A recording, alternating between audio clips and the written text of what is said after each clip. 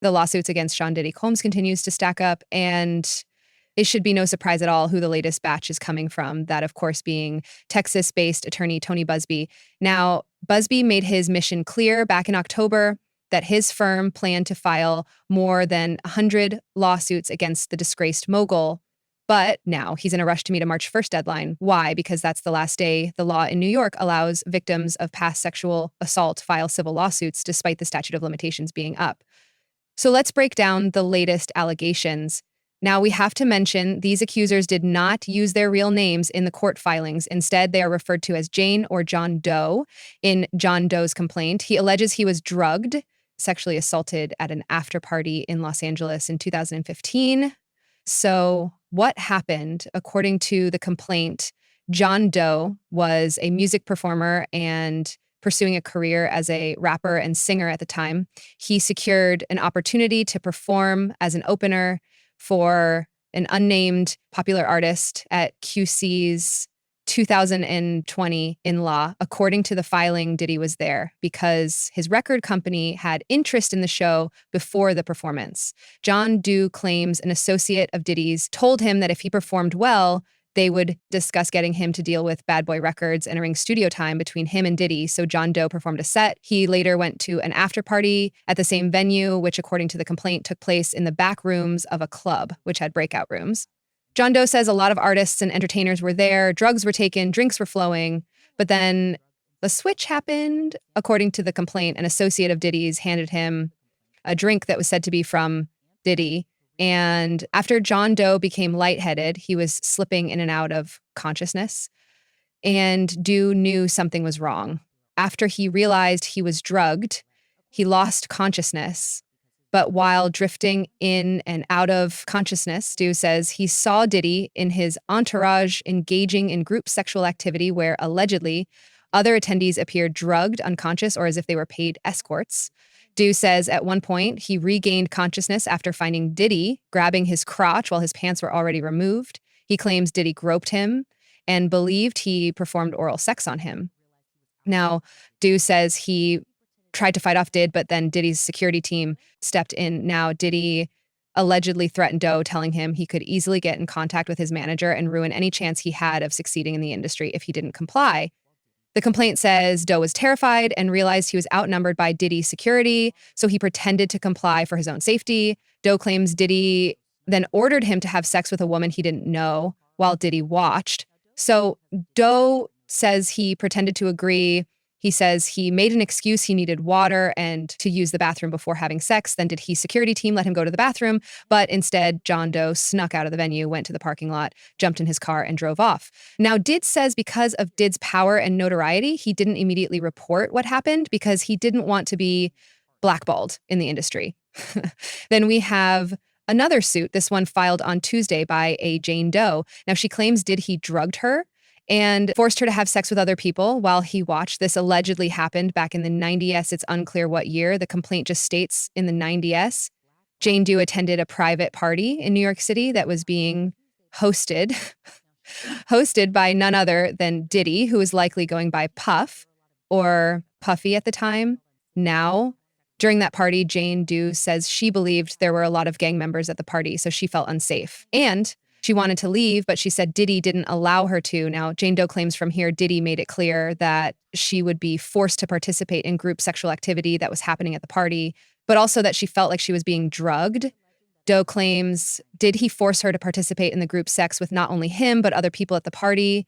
And this isn't the only alleged sexual assault this Janeo is claiming against Diddy. She says another sexual assault happened after a party at a nightclub in the late 90s called Limelight. Again, no specific date was mentioned in this complaint, only alleging that it happened in the late 90s. Now, during this alleged incident, Jane Doe claimed she was with several friends. Guests were partying on all 5 floors of the club, but the 2 top floors were occupied by group sex parties. Very 90s, I guess. So Jane Doe says she was dating Diddy's security guard at the time of this party. Doe says she and the security guard got into an argument during the party. Diddy intervened and told her to go to a back room and wait. Then the security guard entered the room and slapped Jean Doe in the face. Now, according to the complaint, she feared for her life, but felt no choice but to stay in the situation. She claims Diddy detained her and her friend until early the next morning, until they were taken to the Trump Hotel in Midtown Manhattan. When they got there, Doe claims that they were taken to the penthouse, put in a room with his security guard who allegedly physically and sexually assaulted her while Diddy watched.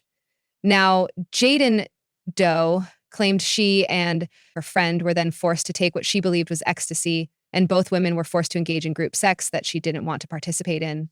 Then, after several more hours, Diddy finally let her and her friend leave the hotel. Now, on the same day this Jane Doe filed her complaint, another Jane Doe filed her own. Now, this Jane Doe claimed she was offered $2,000 to serve as a bottle service girl at one of Diddy's parties. Then she was given a lace drink and allegedly raped by Diddy's associate at Diddy's direction. She claims in 1997, she was at a party at Diddy's home in the Hampton, and a friend of hers told her she could earn money working as a bottle girl at the party. Jane Doe claimed she was provided a black dress, was told to wait in a separate room before she could come out to the main party. While she and the others waited, Diddy came into the room and encouraged everyone to drink from the coolers. Jane Doe claims after one drink, she started feeling woozy, slipping in and out of consciousness, but she remembered seeing Diddy's male associates who she claimed sexually assaulted and raped her at Diddy's direction while he was there. Doe says she recalls seeing Diddy naked at one point and witnessed another man sodomizing him. Now, Jane Doe believes her rape may have been videotaped. She says she reached out to Diddy to delete the video, but he refused from this complaint. It looks like the two Jane Does I mentioned in the story, their allegations are seemingly connected. This Jane Doe claims another assault happened in the late 90s at the Limelight nightclub. Then she and her friend were taken to the Trump Hotel and allegedly were forced to participate in the group sex activity. And it's the same scenario as the other Jane Doe. Now, Diddy, through his attorneys, deny these allegations.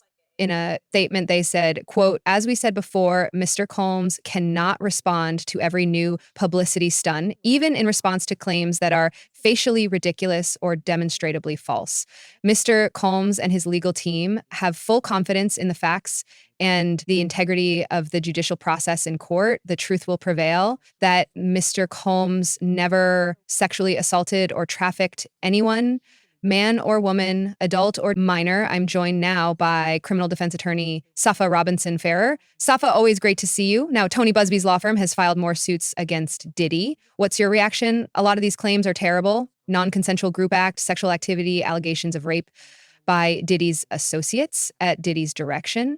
Then in the John Doe case, allegations of being drugged and sexually assaulted by Diddy. What's your reaction to this new batch of lawsuits? These new batch of lawsuits aren't a surprise, or they're not a surprise to me. These lawsuits essentially echo what we have heard in the past, the allegations that have been pled in the past, and other lawsuits by other attorneys, including Mr. Busby himself, which is that Mr. Combs engaged in sexual activity or violent sexual activity towards, Jane or John Does or specific individuals.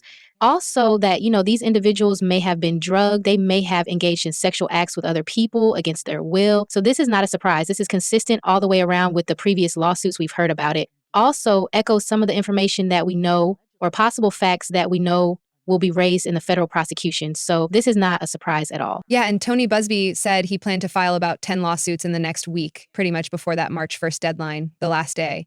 The New York law allows victims to file civil lawsuits despite the expired statute of limitations. So talk to me a little bit about that law, and possibly if that law didn't even exist, would we even be having this conversation right now? Back in October, Tony Busby obviously made a lot of headlines when he announced at that press conference that he had more than 100 accusers ready to file their lawsuits against Diddy. And now we're in February. In your opinion, what was the strategy behind dropping a few lawsuits here, a few lawsuits there, instead of just all on one? I think that over time, people have continued to come forward to say, hey, this was my experience. This is what happened to me. And I'd like to file a suit or, seek some sort of justice or compensation as a result of what was allegedly done to me. On the other hand, I do think that there are individuals who have also initiated lawsuits that may not be true, they may be frivolous. So it's a little hard to parse between what is real, what is not real. But these are the things that a judge or a jury is ultimately to decide. They are the triers of fact in these cases, and they determine what the facts are as they are laid out in the midst of a trial. And So, it's not a surprise again that we have all of these lawsuits, instead of doing it all in one F soup. It may be because, certain people were not prepared to file at that point. Maybe Mr. Busby was trying to keep some in his back pocket. There really could be a number of reasons as to why that took place. Yeah, a lot of different reasons, possibly a different strategy. We'll never know the answer to. Um, and of course, in this new batch of lawsuits, they are Jane and John Doe accusers. They are not using their real name. Um, do you see that being an issue in the court later on, as we've seen in other cases that involve Diddy and the anonymous accusers? I think that ultimately what's going to happen in these cases is they will not remain Jane and John Doe for the entirety of the case. It may be one instance, and I don't think there are any child victims or alleged victims in these cases. But at some point, I do expect that their identity will likely be revealed. There is also the possibility that some of these cases may settle out, so we may never know who those individuals are. But as a part of the defense for Mr. Combs in addressing these civil suits, he is going to be aware of who these individuals are. And it's only fair and it's only right because he has to adequately prepare his own defense from these suits. And of course, we can't talk about Diddy right now without also talking about his federal case. But do you see these lawsuits playing any type of role in the criminal case come May when his trial is set to begin? Can federal prosecutors say to the jury, the defendant is facing 50 or however many civil lawsuits? Can they even play a role in this criminal matter as well, too? Oh, only to an extent, and not exactly. So it's a yes and no question. Are the prosecutors aware of these civil lawsuits? Of course they are. Are they parsing through these civil lawsuits to see what, if anything, that they can use for their prosecution against Mr. Combs or possibly use at trial or to further their investigation to also possibly bring about a superseding indictment? Although we've already seen one come up out. They will definitely do that. And they definitely can look at that information to determine how they want to use that in their federal case. However, those things should not come up at a trial. One of the things the defense attorneys are going to do is make what we call a motion and limb to say, hey, judge, there's an allegation or there are allegations in civil suits and things of that nature. We want to make a motion to ensure that the jury does not hear this. It would be unfair. It would be prejudicial. There's a danger that if someone's alleging he acted in one way, shape, or form in these civil suits, that he would also act this way and with relation to the federal prosecution. So to ensure the integrity of the federal case, his attorneys are going to move to keep that information out of the ears and eyes of the jury. One of the things that the prosecution may try to do is say, hey, judge, we want to introduce some of these things because they complete the narrative as to why we're here. They complete the fact that, or what we allege is the fact that, he sexually abused individuals. He engaged in these, sex or did it with individuals against their will and these echo allegations. So they may try to bring that about. I think that the judge should keep those things out because it has nothing to do with the federal prosecution. And if it did, then he would have been charged with those things. And I got to ask, as a criminal defense attorney, at this point, after all of these lawsuits have been, in the press, obviously we're covering it here at Law&Crime, in addition to all the documentaries where we're seeing new allegations. In your opinion, again, as a criminal defense attorney, do you see that Diddy can get a fair trial here in New York? I don't think he's going to be able to get a fair trial. I think that this case has hit, a magnitude of media channels and everybody knows about Mr. Combs. I mean, you've got to be hiding under AA to not have some knowledge of what's going on with Mr. Combs. And that's the danger here is that, everybody has heard about this case. Many people have formulated opinions about this case before even getting into that courtroom to hear the potential facts. And we want to ensure that any juror that sits on this case, that they can be fair, they can be impartial, they can take the facts as they hear them coming through in that courtroom or how they hear them presented as evidence, not what we've heard on TV, not what we've heard in the news or anything like that, or any gossip or anything of those sorts of things. So I think it's going to be difficult. There are, of course, people on the flip side who believe and have faith in Mr. Combs who may also, step into that courtroom, and say, hey, well, I already think he's not guilty. And they're right to do that because until a person is found guilty, they are not guilty while they're sitting throughout that entire trial. Mr. Combs is deemed to be not guilty until the jury gets back in that jury room to deliberate and make a finding that he is. But I think the difficulty is going to be getting a fair and impartial jury on this. Yeah, and it'll be kind of interesting to see how this all comes about come May. Safa, thank you so much for your insight. I always appreciate it. But, of course, I got to ask you a final question. What is your reaction to the government superseding indictment against Diddy, adding 2 more victims to that indictment. It's not a surprise. I think most of us in the legal field, we saw that coming. And also in the media, we saw that coming. I was surprised that we didn't have any new charges per se. I know that 2 victims were at, which is not a surprise. Again, because a lot of these things echo civil, what has occurred. And that may have come based off of some of the civil lawsuits. The prosecution could have looked at some of those and said, hey, we can use this individual or this victim as a part of our federal prosecution. And we're going to do just that and file that superseding indictment. Again, surprised that there were no new charges, not surprised that there were new victims. So it's going to be interesting to see what direction this case takes. And not only that, what does that mean for trial this coming May? Will that go forward? Because now we have a superseding indictment. There could be a delay on that. And that's very near. We're already in February. That trial is supposed to be slated for May. So we'll see what happens then. Safa, again, thank you so much for your time today. I always appreciate it. And of course, Shah Diddy Combs plead not guilty to charges of sex trafficking, racketeering, conspiracy, and transportation to engage in prostitution. His trial is in just a few short months and expected to begin on May 5th. And while he awaits trial, he remains in the Metropolitan Detention Center in Brooklyn, New York. Report.